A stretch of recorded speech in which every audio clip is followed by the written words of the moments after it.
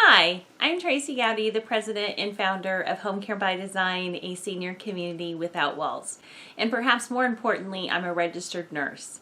I wanted to spend a little time today explaining the difference between care management in the hospital and the type of care management that we do as a home care agency.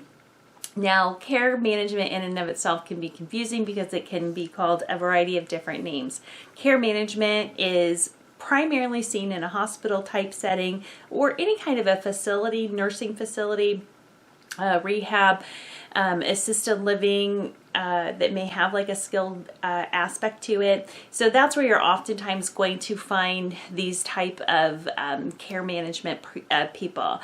And what they do is they're making arrangements constantly from the time that person is admitted until they leave. They're constantly making decisions and helping families understand and navigate the healthcare system and determine all the care that's going to go on in the hospital or whatever setting that they're in, as well as once they go back home, or perhaps they're going to a nursing home or a rehab facility, and so they're helping to make all those arrangements. They really are the person inside that works the hardest. They're such hardworking people. They're super busy. They have a lot of patients, and they're just genius at really being able to just connect those dots to be able to streamline the process as much as they possibly can in order to help those seniors or any patient. Every single patient has one, even if it's a pediatrician or pediatric case. Everybody's going to have one when they go into a hospital setting. But because I own a home care agency, we deal primarily with seniors, and oftentimes that's who is in the hospital too. A large number of them is, so I will refer oftentimes to seniors. So the social workers, again, they're going to help that person get in the hospital, manage the care while they're there, and help them to get back home or to wherever they're going as seamlessly as possible. They set all their follow-up appointments for them, so they may have testing that needs to happen after they leave the hospital. They may have physical therapy. They may have home health services. They may have home care services. It could be a variety of things, but that case manager is managing all of that. You can also find that they'll be called care managers, case managers, social workers, admissions directors, discharge planners. There's a number of things that different companies call them, but in general, so you have kind of a rough idea, that's what we're all doing when we're doing care management, managing the care of that client and trying to just make all those stars align. Now, care management from a home care by design standpoint, which is unique to our particular home care agency, is different in the sense that we're not managing any of the medical components of the care like they would be in a hospital or rehab type of a setting. So how we are managing it is we're more managing the services that a person is going to receive from us, as well as maybe other healthcare providers, other providers that they may have just working in their home, handyman services, people work, services that may be working on their home that we have been asked to kind of help manage and be involved in that process, as well as communicating with their adult children. Now, communicating with the adult children really is the top number one thing that we see that families want the most.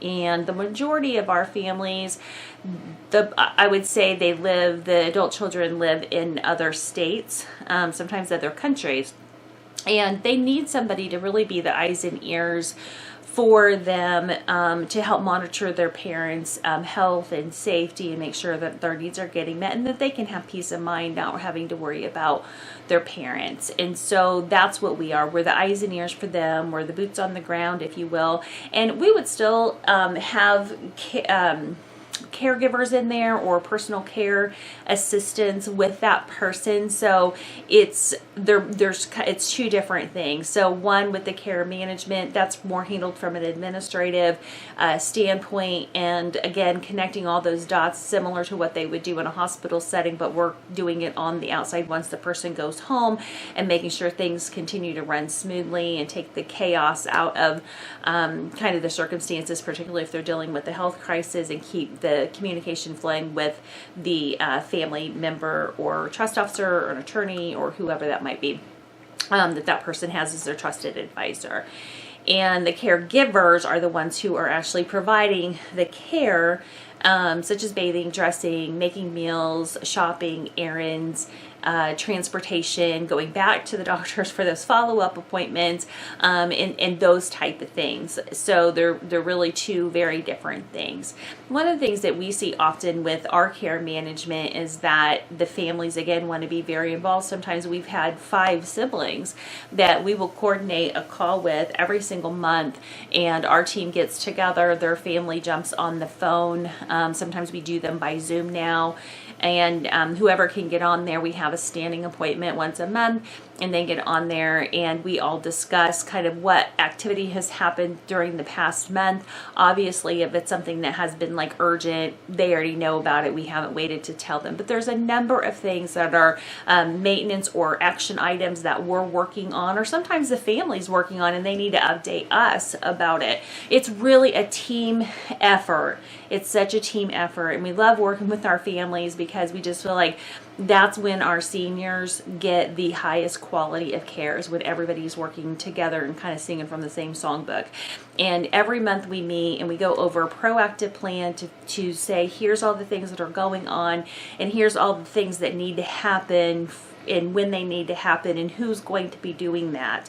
Again, the majority of it often falls to us, but not always. Sometimes it's the family. Sometimes we have them, like they want to set up a,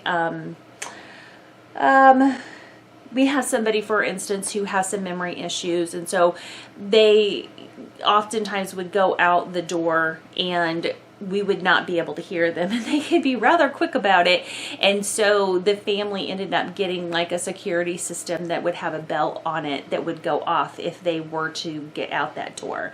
And so they might be working on something like that, or maybe they are working with the hospital in a particular setting because they are the ones that are the decision maker. If they're the power of attorney and maybe they have to talk to the doctor or something like that, then they would be the one who's communicating with them in those type of situations. It may be yes, it kind of depends on what it is.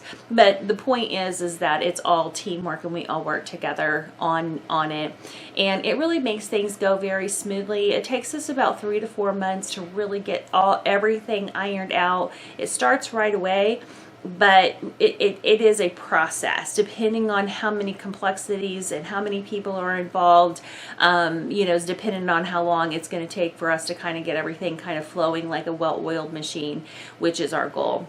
And how I kind of measure that oftentimes is I'll just ask the family member or the power of attorney, whoever that may be, is kind of what's your stress level like by doing this by yourself right now? And it usually is like a 9 or a 10. They're pretty stressed. I mean, you can imagine that these people are probably not experienced in this area. Nobody's ever been an adult child before, or even a senior for that matter. They might be an attorney, they might be a doctor, they might be a factory worker. I mean, who knows? They could be anything.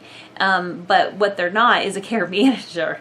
And so that's where they need help with, and that's where we come in. I can't do what they do, and they probably don't want to do what we're doing in that particular case, and they want to hire experts who are familiar with it and can do a good job for them. So our goal is to get them so that their stress level is normal within everything that we can control, so that they stay healthy, because oftentimes the people who are taking care of seniors are the ones who will get sick first, because it is very stressful. And so our job is to remove the stress as much as we possibly can and keep those people healthy, so that they can be there for the long term to help their loved ones to be able to make the best decisions for them. So that's kind of the difference between how it works in a facility and how it works in a non-medical type of setting like home care. And for us, we put together a whole plan, and we go through what we call discovery, and we're talking with families about what it is that they want, what do they want to accomplish, who's going to be responsible for what, how the home is set up. We're doing assessments on falls, nutrition, memory, getting baseline data on it, putting together this very comprehensive plan, and then we send that plan to the family. They go through it. We might go back and forth 2 or 3 times until we carve it out to get it exactly the way that everybody likes it, and then we initiate the plan, and then we get started on it. So it's a pretty formal process that we go through, because there's so many components that have to be worked out. And they might want preferred caregivers. They might want priority access to our home care services. They might need handyman services. They might want us to handle vetting someone to come and put a roof on their house. I mean, it could be a number of things. And so those are all the things that we're talking about in establishing our goals week by week. So that's just one or a few examples of what you might find with us as far as care management versus what you're going to find in a medical setting. So they're kind of similar, but have kind of different, unique aspects to them. I hope you find that helpful. Our goal here is to educate people, and we all want to better the world one senior at a time. So we are grateful that you watch this and are helping someone in your life to have a better life because you are in it. Thanks for all you do for seniors in our community. Have a great day, and I'll talk to you again soon.